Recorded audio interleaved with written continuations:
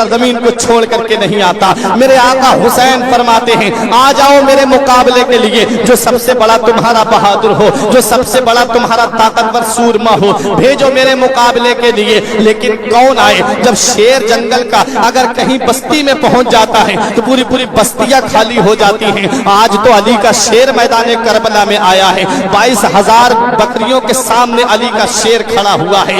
एक इधर उधर भागने वाले भाग रहे हैं। कौन है जो हुसैन से मुकाबला कर सके? जिसके बाप ने खैबर के गेट को उखाड़ा, जिसके बाप ने मुरहब यहूदी की गर्दन को काटा, जिसके बाप ने अमर इब्ने बुद को पछाड़ा, जिनकी बहादुरी का चर्चा दुनिया में था, जिनकी शुजाअत का चर्चा दुनिया में था, जिनकी ताकत का चर्चा मुल्क शाम और मुल्क रूम में था, जिनकी ताकत का डंका मुल्क शाम मुल्क रूम में बजता था। एक तलवार में 2 टुकड़े कर दिए मौला अली शेर खुदा ने।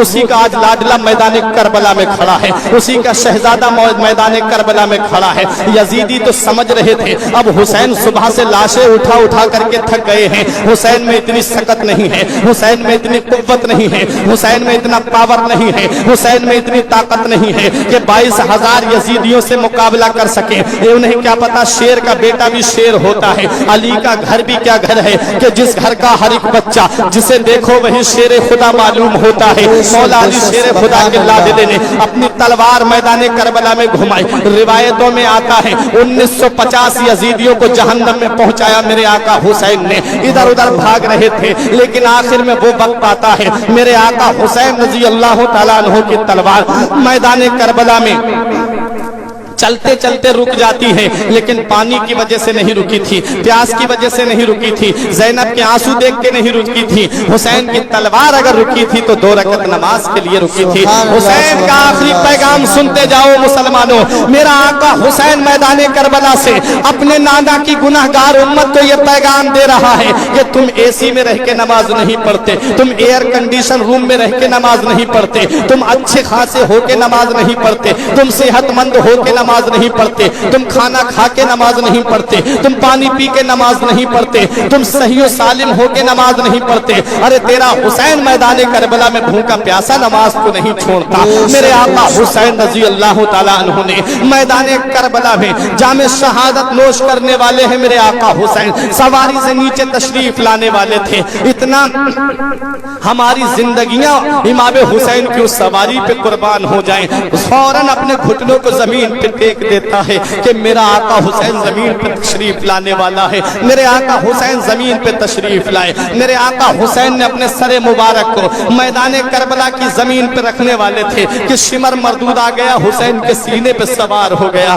मेरे आका हुसैन फरमाते तू कौन है? उसने उस जालिम ने कहा मैं शिमर हूँ, शिमर। मेरे आका हुसैन फरमाते हैं अब तेरा क्या इरादा है? इसने कहा कि तुम्हारा सर कलम करने का इरादा है। मेरे आका हुसैन फरमाते हैं तो मेरे सीने से उतर जा जालिम, मुझे अपने रब के लिए 2 रकअत नमाज पढ़ लेने दे, मुझे अपने रब के लिए सजदा कर लेने दे। मेरे आका हुसैन ने अपनी ताकत से अपने आप को सजदे की हालत में कर लिया। अब बताओ मैं यहाँ आपसे ये पूछना चाहता हूँ, मेरे आका हुसैन ने खुद जामे शहादत नोश किया है। किसी के बाप में दम नहीं था कि वो हुसैन के सर को कोई भी तलवार हुसैन के सर को काट देती। किसी में ऐसी ताकत नहीं थी जो हुसैन के सर को कलम कर देता।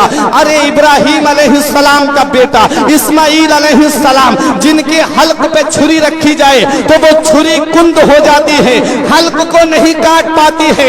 आज उस नबी का नवासा मैदान करबला में है, उस नबी का शहजादा जो तमाम नबियों का सरदार है, जो तमाम रसूलों का सरदार है, जो तमाम पैगंबरों का सरदार है, वो नबी का नवासा चाहता तो किसी में हिम्मत नहीं जो तलवार लेके आगे बढ़ जाता। वो शहजादा चाहता, किसी में हिम्मत नहीं जो हुसैन के सर को कलम कर देता। लेकिन खुद मेरे आका हुसैन ने अपने आप को सजदे की हालत में कर लिया। मैं एक सवाल आपसे ये पूछना चाहता हूँ, सजदे की हालत में आका हुसैन ने अपने सर को क्यों कटवाया? खड़े होते तब जामे शहादत नोश कर लेते, बैठते तब जामे शहादत नोश कर लेते, लेकिन सजदे की हालत में जाके क्यों जामे शहादत नोश किया? ये सवाल मैं आपसे पूछता हूँ, जवाब इसका मैं दे रहा हूँ। सजदे की हालत में इसलिए जामे शहादत नोश فراموش کیا میرے آقا حسین نے کہ اللہ پاک کو پوری نماز میں اپنے بندے کا جو رکن پسند ہے وہ سجدے کی حالت پسند ہے. اللہ سجدے کی حالت کو بہت پسند فرماتا ہے. اب میں ایک بات اور پوچھنا چاہتا ہوں, سجدے کی حالت کیوں پسند ہے اللہ پاک کو؟ قیام بھی تو نماز ہے, رکوع بھی تو نماز ہے, قاعدہ اولا بھی تو نماز ہے, قاعدہ اخیرہ بھی تو نماز ہے, لیکن سجدہ ہی اللہ کو کیوں پسند ہے؟ تو سجدہ اللہ کو اس لیے پسند ہے کہ جب انسان سجدہ کرتا ہے تو وہ لفظ محمد کی تصویر بن جاتا ہے, لفظ محمد کی تصویر بن جاتا ہے. جو پڑھے لکھے ہیں وہ غور کرے, جب آدمی سجدے میں جاتا ہے یہ سر اس کا میم بن جاتا ہے, یہ دونوں ہاتھ ہے بن جاتے ہیں, یہ کمر اس کی میم بن جاتی ہے, اور یہ دونوں پیر سمٹ کر کے دال بن جاتے ہیں, لفظ محمد کی تصویر بن جاتا ہے.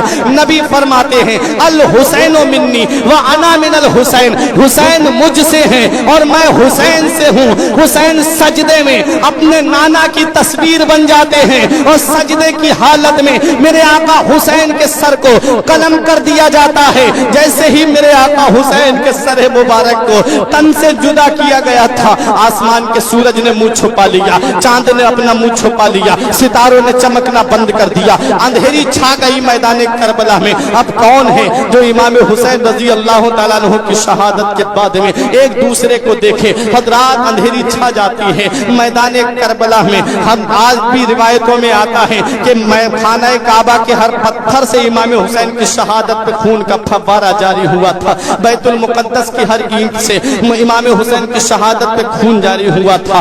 آسمان کے کنارے سرخ ہو گئے تھے, افق شفق جو تم دیکھ رہے ہو, آسمان کے کنارے جو دیکھ رہے ہو, امام حسین کی شہادت پہ سرخ پڑ گئے تھے.